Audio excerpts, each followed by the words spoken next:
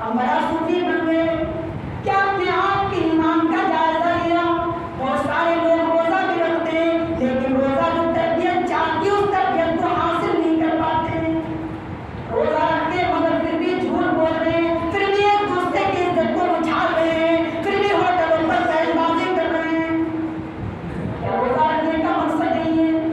کیا قرآن ہمارے گھر میں نہیں؟ جس کے لیے رمضان کا مہینہ آیا ہم اسی کو بھول جا رہے ہیں, اسی کو ہم بھول رہے ہیں. قرآن کے لیے مہینہ آیا, قرآن ہم چھوڑ دیں, قرآن نہیں پڑھتے ہیں, قرآن سے ہمیں رشتہ نہیں جوڑنا ہے, اسے ترک کر کے چھوڑ دینا. روزہ ہم رکھے ہیں لیکن اس کے باوجود بھی ہم نے بےہودہ چیزوں پر اپنی زندگی کو گزار دیے, اپنے مہینہ کو گزار دیے. اسی لیے جو بےہودہ چیز کرتے ہیں اللہ تبارک و تعالیٰ ان کے روزہ کو قبول نہیں کرتا. من لم يدع قول الزور والعمل به فليس لله حاجة في أن يدع طعامه وشرابه.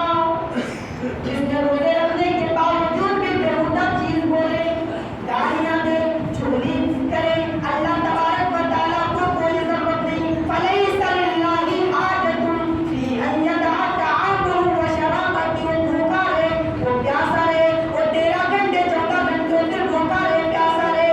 اللہ کو کوئی تمہارے بھوکا پیاسے رہنے کا کوئی ضرورت نہیں ہے. بےہودہ چیز ہم بول رہے ہیں, ہم گالیاں ہم دے رہے ہیں, اور ہم یہ سوچیں کہ ہم روزہ رکھ کر ہم نیکیاں حاصل کیا, ہمیں کوئی نیکی نہیں مل رہا.